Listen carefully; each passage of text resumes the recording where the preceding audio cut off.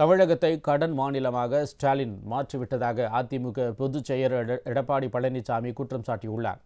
மக்களை காப்போம், தமிழகத்தை மீட்போம் என்ற முழக்கத்தை முன்வைத்து சட்டமன்ற தொகுதி வாரியாக எடப்பாடி பழனிசாமி சுற்றுப்பயணம் மேற்கொண்டு வருகிறார்.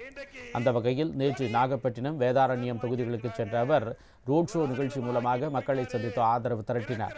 அப்போது பேசிய அவர், திமுகவில் உறுப்பினர்கள் குறைந்துவிட்டதால் உறுப்பினர் சேர்க்கைக்காக வீடு வீடாக சென்று கெஞ்சும் நிலைக்கு அக்கட்சி சென்று விட்டதாக குறை கூறினார்.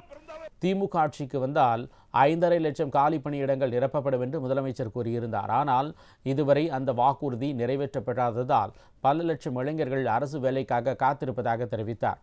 கடந்த 75 ஆண்டுகளில் தமிழகத்தை ஆட்சி செய்த கட்சிகள் அனைத்தும் சேர்ந்து 5.5 லட்சம் கோடி கடன் பெற்றிருந்தது. ஆனால் கடந்த 4 ஆண்டு கால திமுக ஆட்சியில் மட்டும் 4,38,000 கோடி கடன் பெறப்பட்டுள்ளதாக எடப்பாடி பழனிசாமி விமர்சித்தார். இதன் மூலம் தமிழகத்தை கடன் மாநிலமாக ஸ்டாலின் மாற்றிவிட்டதாக குற்றம் சாட்டினார்.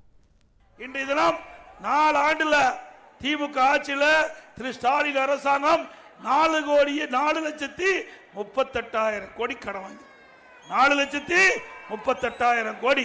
இந்த ஆண்டு 25-26 1 லட்சம் கோடி கடன் வாங்கியிருக்கிறாங்க. அப்படின்னா திராவிட முன்னேற்ற கழக ஆட்சி நிறைவு பெறுகின்ற பொழுது 5,38,000 கோடி கடன் வாங்கி இருக்கிறாங்க. இவரா சூப்பர் முதலமைச்சர்? தமிழ்நாட்டை கடன் மாநிலமா ஆக்கிட்டு போயிட்டாரு.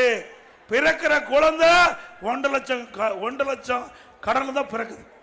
அதனைத் தொடர்ந்து திருத்துறைப்பூண்டியில் நடைபெற்ற பிரச்சார கூட்டத்தில் எடப்பாடி பழனிசாமி உரையாற்றினார்.